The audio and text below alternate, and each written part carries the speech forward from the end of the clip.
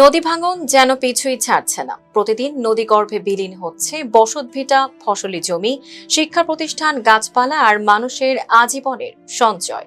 পটুয়াখালীর রাঙাবালী উপজেলার চালিতাবুনিয়া ইউনিয়নে তেতুলিয়া নদী, আগুনমুখা নদী ও রাবনাবাদ চ্যানেলের ভয়াবহ ভাঙনে অস্তিত্ব সংকটে পড়েছে পুরো জনপদ।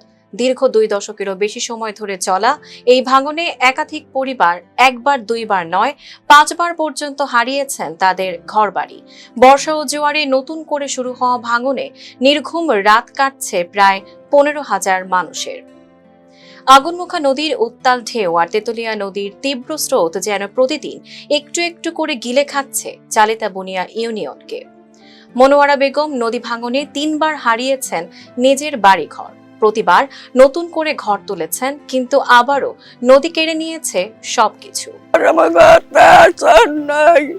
নালে আমরা সাগরে ঝাঁপ দিয়ে আমরা মরিয়া যাবো। আর আমাকে কিছু নাই। আমার হৌরানি, আমার স্বামীর গোরস্থান সব লই গেছে। আমার কোথাও নেই, স্থানটাও লই গেছে।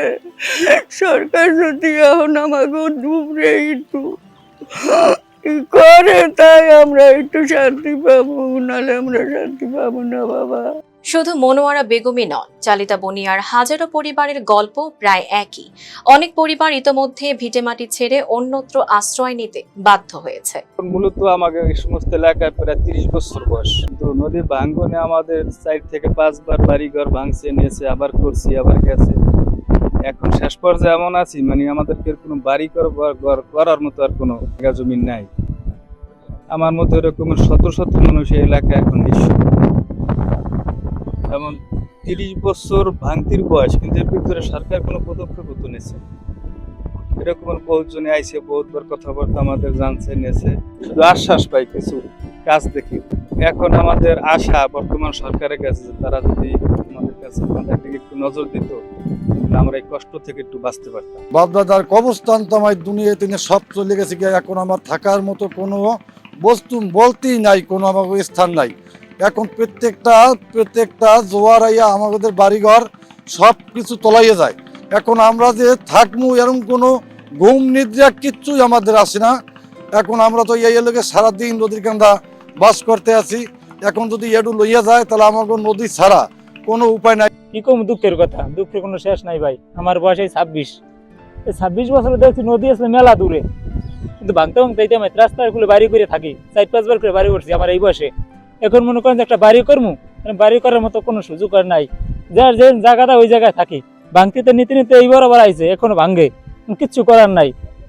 কিন্তু এটা একটা আবেদন সরকারের কাছে, নতুন সরকারের কাছে, যে আমাদের দেশটা একটু সে চোখে দেখে, একটু বেরিবাদ দেয়, উন্নত করে, কিন্তু আমরা শেষ। স্থানীয়দের দাবি, গত 1 দশকে নদী ভাঙনে কয়েকশো কোটি টাকার ক্ষতি হয়েছে। ভাঙন রোধে স্থায়ী বাঁধ নির্মাণের দাবিতে স্থানীয়রা ঢাকার জাতীয় প্রেস ক্লাবের সামনে মানববন্ধনও করেছেন। তবে সেই দাবিরও কার্যকর ফলাফল মেলেনি। দীর্ঘ 20 বছর ধরে চালিতাবুনিয়া ইউনিয়নে ভয়াবহ নদী ভাঙন চলছে। অনেক পরিবার 4-5 বার পর্যন্ত ঘর সরিয়ে শেষ রক্ষা করতে পারেনি। বসত ভিটা, কৃষি জমি ও রাস্তাঘাট নদী গর্ভে বিলীন হচ্ছে। আমরা বিষয়টি বারবার প্রশাসন ও পানি উন্নয়ন বোর্ডকে জানিয়েছি। দ্রুত স্থায়ী বাঁধ নির্মাণ ও কার্যকর ব্যবস্থা না নিলে আরো বড় এলাকা নদীতে বিলীন হয়ে যাবে। ইউনিয়ন পরিষদের চেয়ারম্যান বলেছেন, বিষয়টি বারবার জেলা প্রশাসন ও পানি উন্নয়ন বোর্ডকে জানানো হয়েছে, তবে কোনো দৃশ্যমান উদ্যোগ নেওয়া হয়নি। অন্যদিকে পানি উন্নয়ন বোর্ড বলছে, নদী ভাঙন রোধে দীর্ঘমেয়াদী প্রকল্প গ্রহণের সমীক্ষা চলছে। সমীক্ষা শেষে প্রতিবেদন অনুযায়ী প্রয়োজনীয় প্রকল্প গ্রহণ করা হবে। বিশেষ করে চালিতাবুনিয়া বা আরো অনেক জায়গায় নদী ভাঙন আছে ভয়াবহ। তো সেই ব্যাপারে আমাদের সেন্ট্রালি পানি উন্নয়ন বোর্ড হেড অফিসে টোটাল বাংলাদেশি এরা ওই ফিজিবিলিটি স্টাডি করতেছে। তো আমাদের এই দক্ষিণ অঞ্চলে আমাদের কলাপাড়া, রাঙ্গাবালিও আছে। এর মধ্যে দুইটা তিনটা ফোল্ডার অলরেডি তারা ভিজিট করে গেছে। সামনে আরো যেগুলা বাকি আছে সেগুলো করবে। ওনারা কোনখানে ব্লক লাগবে, কোনখানে বেরিবাদ লাগবে, কোন জায়গায় সুইচ লাগবে, এগুলো ওনারা ওনাদের রিপোর্টে সাবমিট করবে আমাদের কাছে। ডিপিপি মানে করার আগে আমাদের কাছে ওই রিপোর্ট দিবে। কাজ চলমান আছে, এটা IWM কর্তৃক করা হইতেছে।